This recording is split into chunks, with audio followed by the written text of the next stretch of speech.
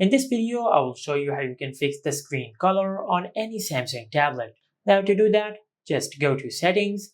Now under Settings, just scroll down and tap on Accessibility. From here, just tap on Vision Enhancement. Now on this page, just tap on Color Correction. Now if color correction has been enabled on your tablet, just turn it off from here. And after that, just check if your issue has been fixed or not. If your issue is still not fixed, then just go back and tap on Color Filter and check if the color filter is turned on your tablet or not. If it is on, just turn it off from here. After you do that, then just check if your issue has been fixed or not.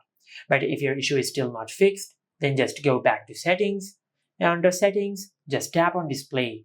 Under the Display settings, just scroll down and check if Eye Comfort Shield has been enabled on your tablet or not. If it is turned on, just turn it off.